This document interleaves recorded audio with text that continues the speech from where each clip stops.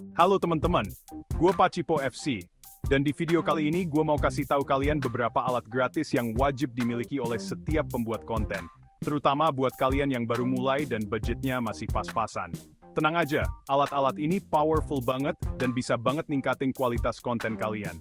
Dari desain grafis sampai analisis data, semuanya gratis. Penasaran? Yuk, simak videonya sampai habis. Yang pertama, ada Canva. Platform ini benar-benar mengubah cara kita mendesain. Kalian pasti udah nggak asing lagi sama Canva. Platform ini sangat populer di kalangan desainer, baik pemula maupun profesional. Canva ini ibarat pisau serbaguna untuk desain grafis.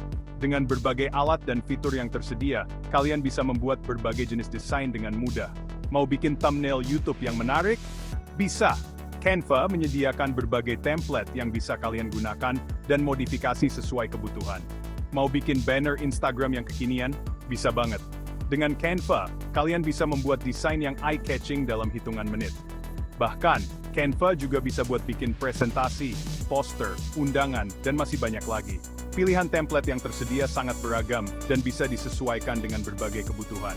Intinya, Canva itu mudah banget digunakan sih, bahkan buat pemula sekalipun. Antarmukanya yang user-friendly membuat proses desain jadi lebih menyenangkan. Gue sendiri sering banget pakai Canva buat bikin thumbnail video YouTube gue. Hasilnya selalu memuaskan dan nggak butuh waktu lama. Tinggal pilih template yang udah disediakan, editing sesuai selera, beres deh. Prosesnya cepat dan hasilnya profesional. Nggak perlu pusing mikirin desain dari nol, hemat waktu dan tenaga. Ini sangat membantu, terutama kalau kalian punya deadline ketat. Canva juga menyediakan banyak banget elemen gratis yang bisa kalian gunakan, mulai dari foto, ilustrasi, font, sampai musik. Elemen-elemen ini bisa memperkaya desain kalian tanpa biaya tambahan. Tapi tenang aja, kalau kalian mau yang lebih variatif, Canva juga punya versi berbayar kok. Dengan versi berbayar, kalian bisa mengakses lebih banyak elemen dan fitur premium. Tapi menurut gue, versi gratisnya aja udah lebih dari cukup kok. Banyak fitur dan elemen yang bisa kalian manfaatkan tanpa harus mengeluarkan uang. Nah, buat kalian yang mau belajar desain grafis tapi masih bingung mulai dari mana, Canva ini bisa jadi pilihan yang tepat. Banyak tutorial dan panduan yang bisa membantu kalian memahami cara kerja Canva.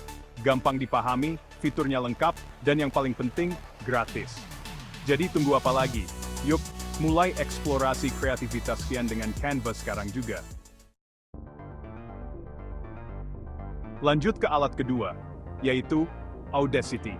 Audacity adalah salah satu software editing audio yang paling populer dan banyak digunakan oleh berbagai kalangan, mulai dari pemula hingga profesional.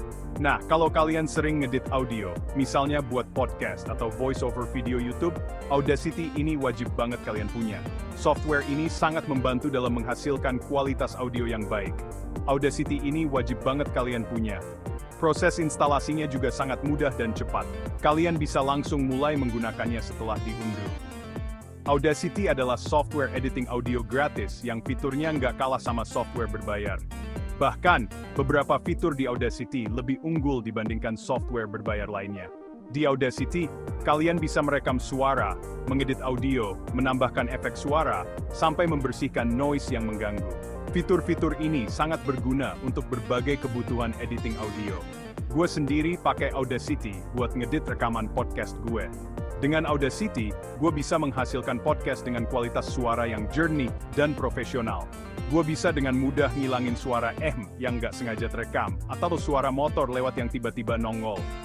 Fitur ini sangat membantu untuk menjaga kualitas rekaman tetap optimal. Audacity juga punya fitur noise reduction yang canggih banget, jadi suara rekaman gue bisa kedengaran lebih jernih.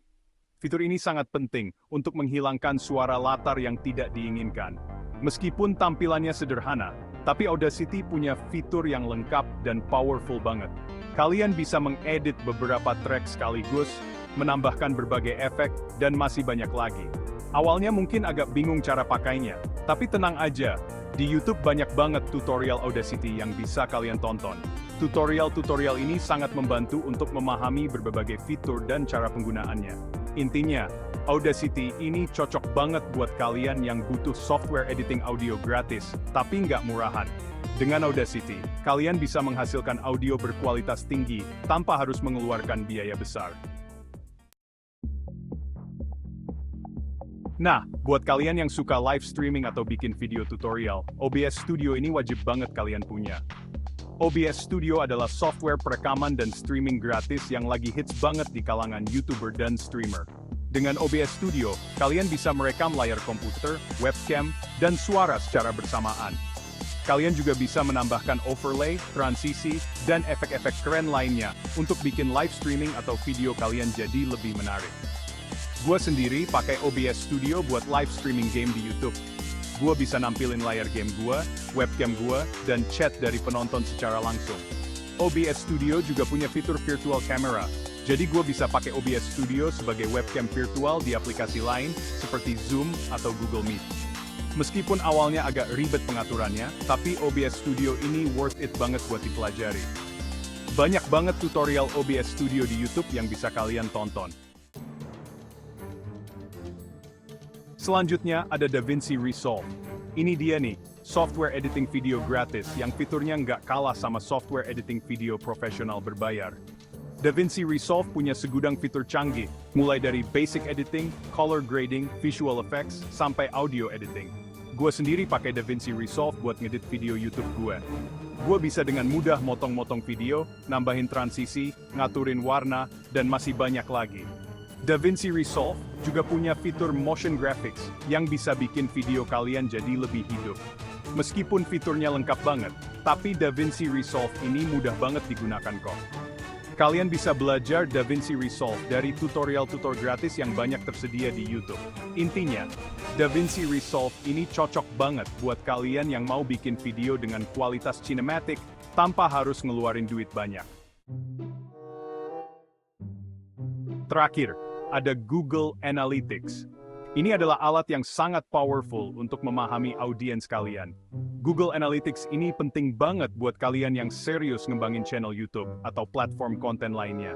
Dengan alat ini, kalian bisa mendapatkan wawasan mendalam tentang bagaimana audiens berinteraksi dengan konten kalian. Google Analytics ini ibarat mata-mata yang ngasih tahu kalian tentang performa konten kalian.